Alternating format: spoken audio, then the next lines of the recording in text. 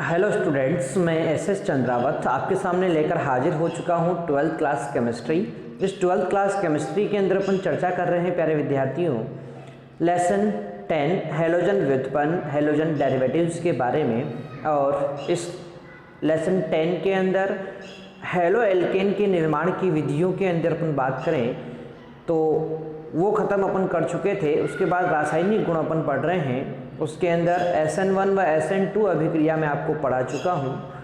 अब आपको एक बात ध्यान रखनी यहाँ पर होगी और वो क्या है, तो देखो SN1 अभिक्रिया में मैंने आपको बताया था कि जो 3 डिग्री एल्किल हैलाइड हैं वो SN1 अभिक्रिया के लिए क्रियाशील होते हैं, अत्यधिक क्रियाशील होते हैं।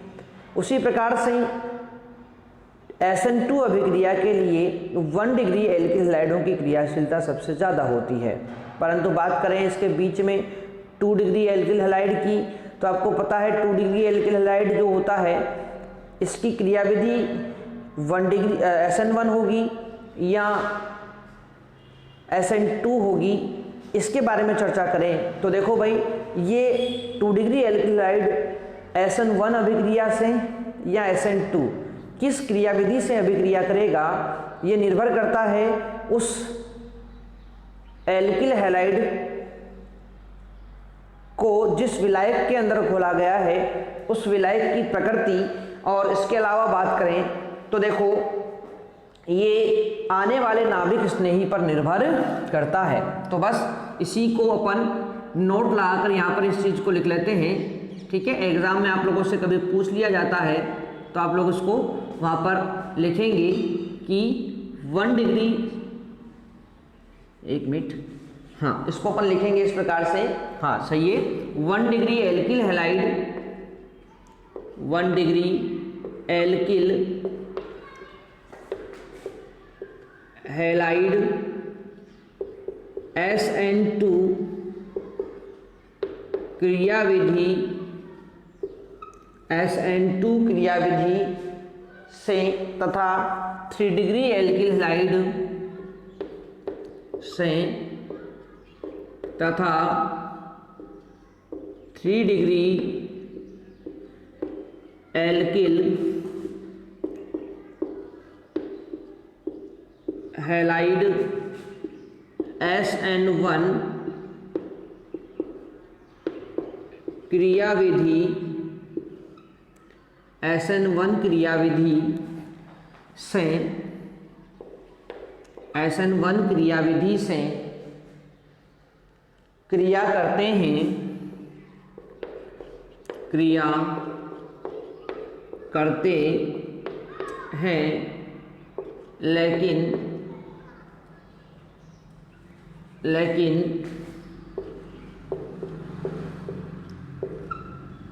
2 degree alkyl halide 2 degree alkyl halide SN1 व SN2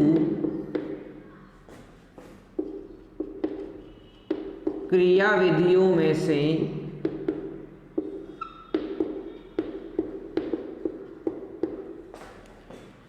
किस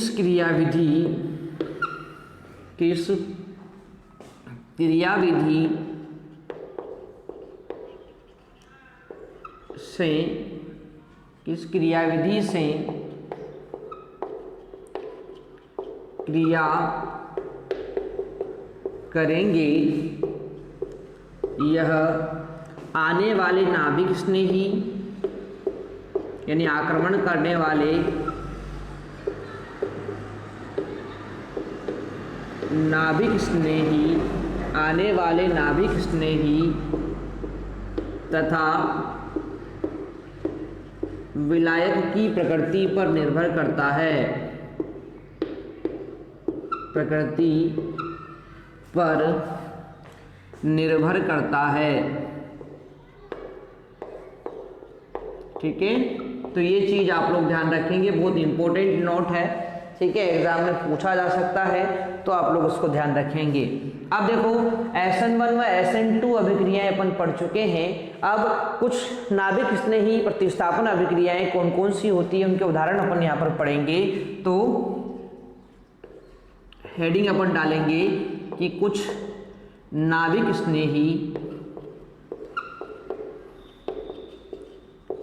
स्नेही प्रतिस्थापन अभिक्रियाएं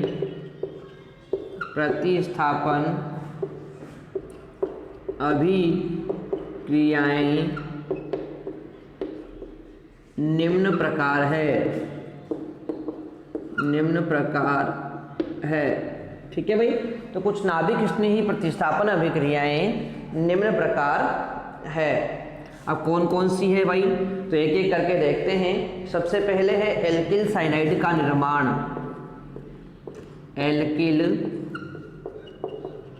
साइनाइड का निर्माण। एल्किल साइनाइड का निर्माण, ठीक है भाई। अब एल्किल साइनाइड का निर्माण की बात करें तो जब एल्किल हैलाइड की क्रिया एल्कोहलिक केशियन से की जाती है, यानी कि एल्किल हैलाइड है आपका RX, इसकी क्रिया करा देते हैं एल्कोहलिक पोटेशियम साइनाइड से। तो देखो भाई, जब एल्किल हैलाइड की क्रिया एल्कोहलिक पोटेशियम साइनाइड से की जाती है तो इस अभिक्रिया में क्या होगा, इस अभिक्रिया में ये जो K है ना, ये X को लेकर निकल जाएगा पोटेशियम हैलाइड यानी KX के रूप में, और R जो है वो यानी एल्किल समूह साइनाइड से जुड़ जाएगा, और इस प्रकार से एल्किल साइनाइड का निर्माण यहाँ पर हो जाता है। तो ये जो अभिक्रिया है ये नाभिक स्नेही प्रतिस्थापन अभिक्रिया का उदाहरण होती है। जैसे एग्जाम्पल अपन ले लेते हैं CH3Cl, मेथिल क्लोराइड की क्रिया अपन करा दें पोटेशियम साइनाइड से। तो जब मेथिल क्लोराइड की क्रिया पोटेशियम साइनाइड से की जाएगी तो यहाँ पर ये क्लोरीन जो होगा ये पोटेशियम को साथ में लेकर निकल जाएगा KCl के रूप में। अब देखो KCl निकलने के बाद CH3 और Cn यहाँ पर बचा है, तो इस प्रकार से एल्किल साइनाइड का निर्माण यहाँ पर हो जाएगा। एल्किल साइनाइड CH3 Cn का निर्माण यहाँ पर हो जाएगा। ठीक है, इस प्रकार से ये बनता है। ठीक है ना भाई, तो क्या लिखेंगे, जब एल्किल हैलाइड की क्रिया, जब एल्किल हैलाइड की क्रिया, एल्किल हैलाइड की क्रिया एल्कोहलिक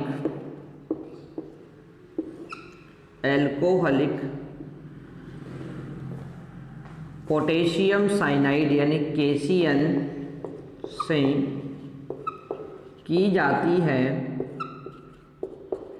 पोटेशियम साइनाइड से की जाती है, तो एल्किल साइनाइड का निर्माण होता है। तो एल्किल साइनाइड का निर्माण होता है। इसका निर्माण होता है, एल्किल साइनाइड का निर्माण यहाँ पर हो जाता है भाई। ठीक है ना, तो ये था अपना एल्किल साइनाइड के निर्माण की अभिक्रिया जो अपन को यहाँ पर पता होनी चाहिए। ठीक है भाई, तो यहाँ तक की बात आपको बिल्कुल समझ में आ गई होगी। अब ये जो एल्किल साइनाइड यहाँ पर बना है ना, इस एल्किल साइनाइड के द्वारा भी बहुत सारी अभिक्रियाएं प्रदर्शित की जाती है। यानी ये एल्किल साइनाइड जो बना है यहाँ पर इस अभिक्रिया के अंदर, ये एल्किल साइनाइड भी अनेक प्रकार की अभिक्रियाएं प्रदर्शित करता है। अब कौन कौन सी अभिक्रियाएं ये प्रदर्शित करता है इसके बारे में जानकारी अपन लेते हैं। ठीक है ना, तो इसको मैं मिटा देता हूँ यहाँ से, उसके बाद अपन आगे बढ़ते हैं भाई। ठीक है, चलो, तो एल्किल साइनाइड जो यहाँ पर बना है इस अभिक्रिया के अंदर, वो कौन कौन सी अन्य अभिक्रियाएं संपन्न करेगा इसके बारे में चर्चा अपन यहाँ पर करते हैं। ठीक है, देखो, तो ध्यान से यदि अपन देखें यहाँ पर, तो ये जो एल्किल साइनाइड होता है क्या बना था यहाँ पर, CH3Cn। देखो CH3Cn को अपन ऐसे लिख सकते हैं ना, कार्बन और नाइट्रोजन के बीच में क्या होता है, ट्रिपल बॉन्ड होता है भाई यहाँ पर, ठीक है। अब सुनो, ये विभिन्न प्रकार की अभिक्रियाएं प्रदर्शित करता है एल्किल साइनाइड, ठीक है। कौन कौन सी अभिक्रियाएं हैं सर इसकी, तो देखो भाई एक एक करके अपन देखेंगे यहाँ पर, ध्यान से देखो। एल्किल साइनाइड जो होता है ना, जब इसका तनु HCl की उपस्थिति में, जब इसका तनु HCl की उपस्थिति में पूर्ण जल अपघटन किया जाता है, क्या किया जाता है, पूर्ण जल अपघटन, तो इसके पूर्ण जल अपघटन,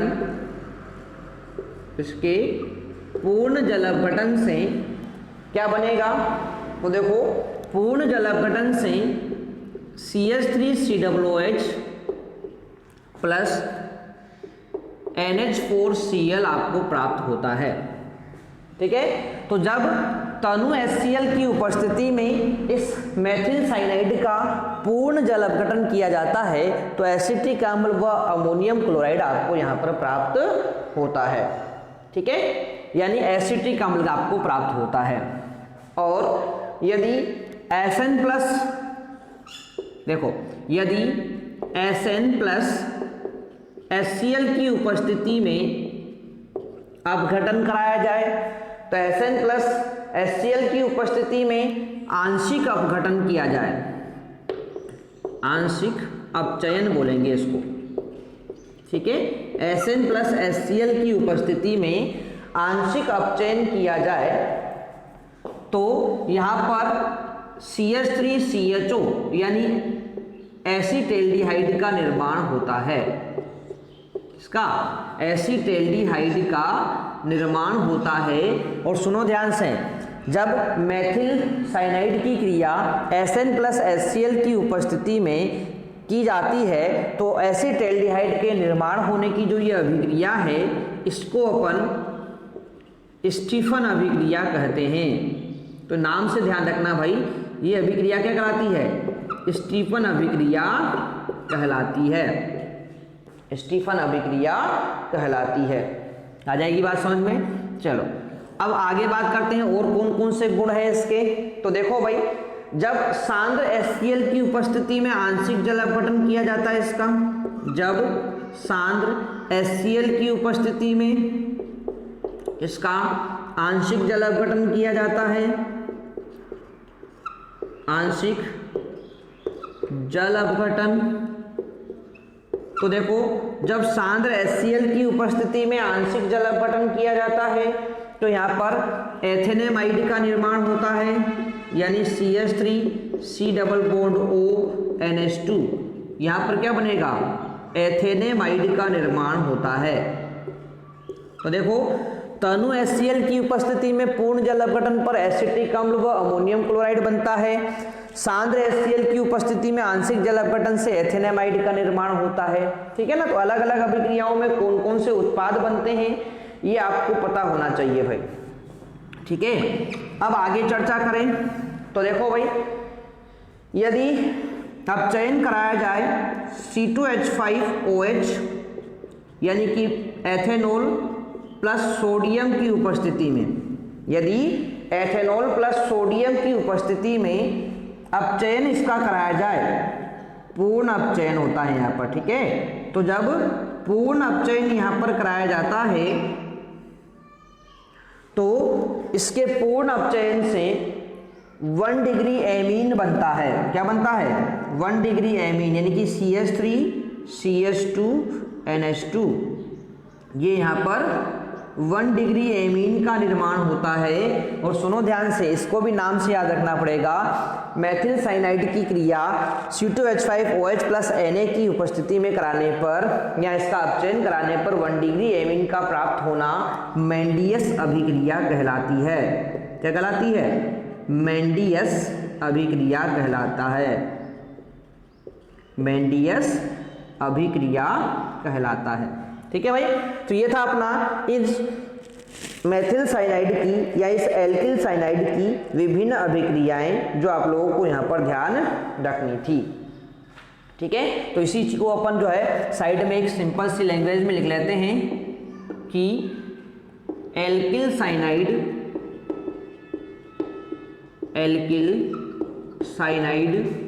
के पूर्ण जल अपघटन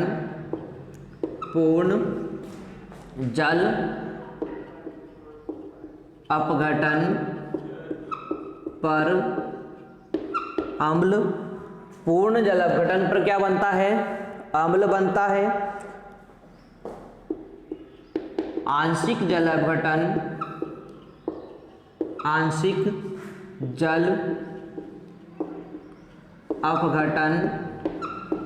पर एमाइड बनता है। यानी जल अपघटन की बात करें तो देखो, पूर्ण जल अपघटन पर अम्ल बनता है, आंशिक जल अपघटन जो होता है उस पर क्या बनता है? एमाइड बनता है, तथा अपचयन कराने पर 1 डिग्री एमीन प्राप्त होता है ना? बनता है तथा आंशिक, एक मिनट, पूर्ण लिखेंगे पहले, तथा पूर्ण अपचयन पर 1 डिग्री एमीन तथा 1 डिग्री एमीन आंशिक अपचयन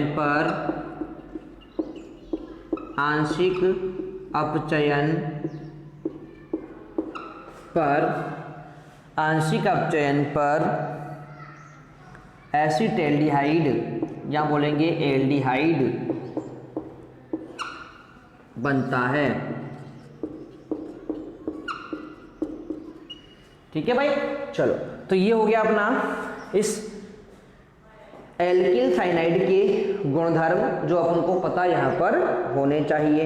आ जाएगी बात समझ में यहाँ पर? चलो भाई, तो ये था एल्किल साइनाइड के विभिन्न गुण। 2 अभिक्रियाएं ध्यान रखनी है नाम से, स्टीफन अभिक्रिया और मेंडियस अभिक्रिया। ठीक है, चलो चर्चा को आगे बढ़ाते हैं और अब बात करते हैं दूसरे प्रकार की नाभिक स्नेही प्रतिस्थापन अभिक्रिया। दूसरी अभिक्रिया का उदाहरण बारे में बात करते हैं। तो देखो भाई, दूसरी प्रकार की अभिक्रिया है और वो है एल्किल आइसोसाइनाइड का निर्माण। एल्किल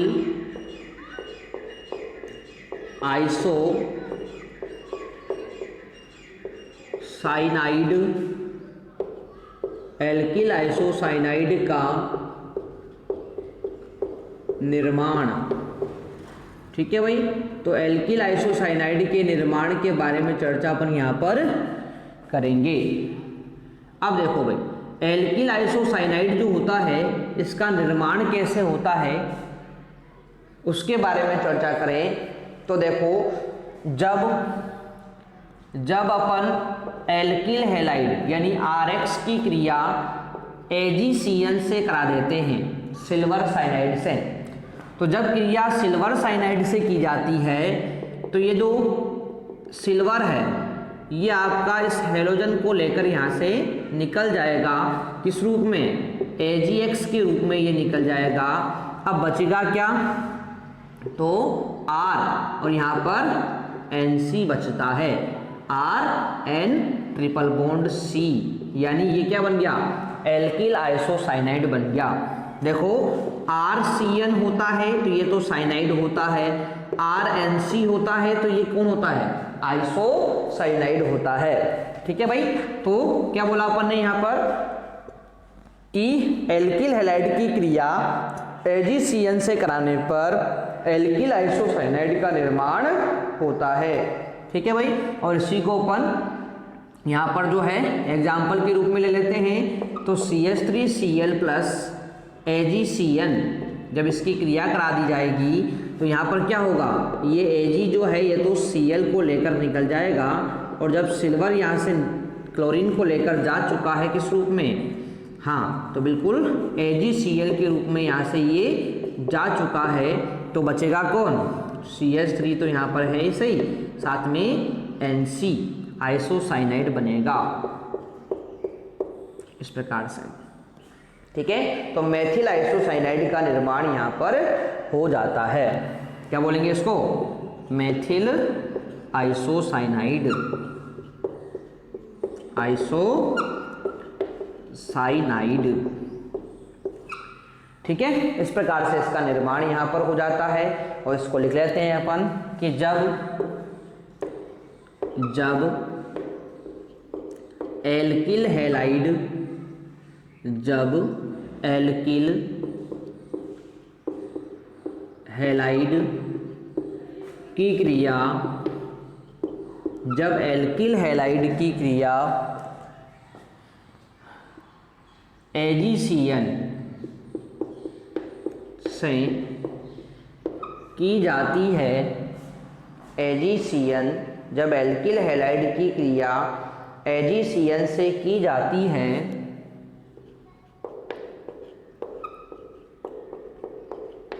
तो एल्किल आइसोसाइनाइड का निर्माण होता है। एल्किल आइसोसाइनाइड का निर्माण होता है। ठीक है, तो ये थी अपनी एल्किल आइसोसाइनाइड के निर्माण की विधि जो अपन को यहाँ पर ध्यान रखनी थी। ठीक है भाई, तो इस तरह से एल्किल आइसोसाइनाइड के निर्माण की विधि को अपन यहाँ पर पढ़ चुके हैं। आ जाएगी यहाँ तक बात समझ में? चलो अब चर्चा को अपन आगे बढ़ाते हैं और अब बात करेंगे अपन एल्किल आइसोसाइनाइड के गुण क्या क्या होते हैं। तो भाई वही आपका एल्किल आइसोसाइनाइड है, CH3N ट्रिपल बॉन्ड C। इसके गुणों को पढ़ने के लिए वही अपन एक छोटा सा चार्ट बनाएंगे, है ना, इस तरह से। तो देखो भाई, गुणों को पढ़ने के लिए इस प्रकार से अपन एक छोटा सा चार्ट यहाँ पर बनाएंगे। तो देखो, जब इसका जल अपघटन किया जाता है, जब इसका क्या किया जाता है? जल अपघटन, तो इसके जल अपघटन से प्राप्त होता है 1 डिग्री एमीन, साथ में फार्मिक अम्ल यानी CH3NH2 1 डिग्री एमीन आपको प्राप्त होगा, साथ में क्या प्राप्त होगा? फार्मिक अम्ल HCOOH आपको प्राप्त होता है, फार्मिक अम्ल आपको प्राप्त होता है। ठीक है, और बात करें अपन यहाँ पर कि यदि इसका अपचयन करा दिया जाए, देखो अपचयन कराएंगे ना, पहले तो क्या कराया अपन ने? जल अपघटन। अब करा देते हैं अपन अपचयन। अपचयन किसकी उपस्थिति में? तो वही आपका कौन है? C2H5OH प्लस Na, सोडियम की उपस्थिति में क्या करा देंगे? अपचयन करा देंगे भाई। ठीक है, तो जब अपचयन अपन यहाँ पर करा देते हैं तो अपचयन कराने पर 2 डिग्री एमीन आपको प्राप्त हो जाएगा। क्या प्राप्त हो जाएगा भाई? 2 डिग्री एमीन आपको प्राप्त हो जाएगा, यानी CH3NH3। इस प्रकार से 2 डिग्री एमीन आपको यहाँ पर प्राप्त हो जाता है। तो ये चीज़ आप लोगों को यहाँ पर ध्यान रखनी है और इसी को अपन लिख लेते हैं कि एल्किल आइसोसाइनाइड का जल अपघटन कराते पर क्या लिखेंगे अपन कि यदि एल्किल आइसोसाइनाइड का जल अपघटन कराते हैं तो 1 डिग्री एमीन बनता है तथा अपचयन कराने पर 2 डिग्री एमीन बनता है। तो इस अभिक्रिया से क्या बनता है, ये चीज़ आप लोगों को यहाँ पर पता होनी चाहिए भाई। और ये था आपका 2 अभिक्रियाएं, एल्किल साइनाइड का निर्माण, एल्किल आइसोसाइनाइड का निर्माण, दो प्रकार की अभिक्रियाएं हैं जो अपन ने पढ़ ली है। नाभिक स्नेही अभिक्रियाओं के ये उदाहरण हैं। तो और भी बहुत सारी अभिक्रियाएं हैं जिनके बारे में अपन चर्चा करेंगे नेक्स्ट क्लास के अंदर। तो मिलते हैं नेक्स्ट में, तब तक के लिए टेक केयर, बाय।